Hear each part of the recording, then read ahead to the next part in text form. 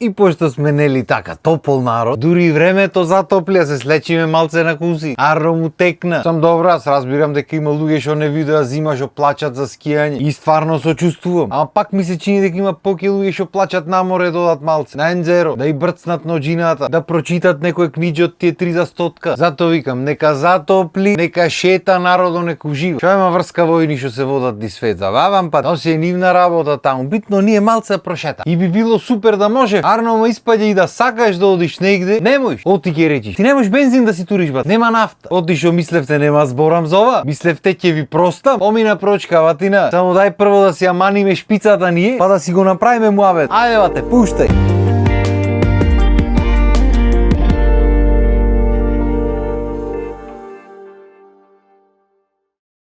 Добро бе, вие од нафтената индустрија, што мислите ние луѓето, нафта пиеме? Не вие срам бе. Сам јас разбирам дека сте вие најголемите компании, финансиски и со влијани и сите марифе. Ма баш што треба да значи дека имате најголема одговорност пред луѓето, пред потрошувачите што ви ги прат пари. Мене јасно ми е дека вие си имате направено еден монопол, бидете луѓе шо е ова? На шо личи ова што се дешава по бензинските? А најават поскапување на нафтата од нареден ден и автоматски секнува сегде по бензинските. Немавате. Некој ти кажува дека нема, некој директ лентата шак демек затворени, немаме ние. Абе се нема, сиромаштија, знаеш како? И нема, и опко ќе чкрапни цената поголема, автоматски се пушта чешма. Ја мајка, како бе така наеднаш заима сега, што подземно да нимате наместено некој чешмули се оп ќе отчепи. Нити цистерна дошла во меѓувреме, нити ништо. Како ви дојде така нафтата наеднаш? Пошто нели сигурно вие не чекате да се поскапи цената па да продавате по поскапа цена за поќеќа. Нема шанс. Еве ти се муавет. Чисти муавет. Абе како не ви е срам море. Си играт играчки со народ. Пошто јас разбирам војни чуда нормално дека ќе игра цената. Ама ќе игра цената со следната нафта што ќе треба да се купи, не со таа што е веќе купена тука. Ако веќе трошиме резерви, човечкото нешто би било тие резерви да бидат по таа цена по која биле наменети да бидат. Арно знаеш како? Кој те праша ти прат? Тие ги си ја направат цената како што му чини па ти како сака. И ако веќе ја менваш цената на тие резерви што ги имаш, мени одма бе бате? Или ако веќе не ја менвате одма, стајте и луѓето нека си турат колку што сакат да си турат. Шо муаве дето ќе чекам јас 3 сати негде на бензинска и ќе стигнеш на ред и ќе ти речат само зилјадарче може. Ја мајката. И оти само зилјадарче, оти димало за сите. Ами јас си дојдов во редо, прв дојден, прв услужен. Шо не си дошол и тој некој во редо да чека? Ама то не е да има за сито ти ќе секни нафтата. Тоа е да имаш до утре кога ќе рипни цената да си туриш пак. Оти иначе нема подолго време да си туриш. Зато така прат. Пошто се е бизнис бе бате, на никој не му е гајле за народ. И тоа е безобразлук не види. Ами се случва, луѓе имат потреба нека. Треба да тури бензин да оди некаде. Не дај Боже се удрил некој паднал или болест или нешто што дае. Па макар и за шетање, ние пример некни. Сакавме до Охрид дојме малце, го прошетаме малио на езеро мал. Сам имав јас некоја обавеза за бркање, таман успат да прошетам. Оиш на една популарна битолска бензинска, тргната лента. Ја мајка. Оиш на другата ти вели дизел. Немаме дизел. Осаш бензин да ти турам.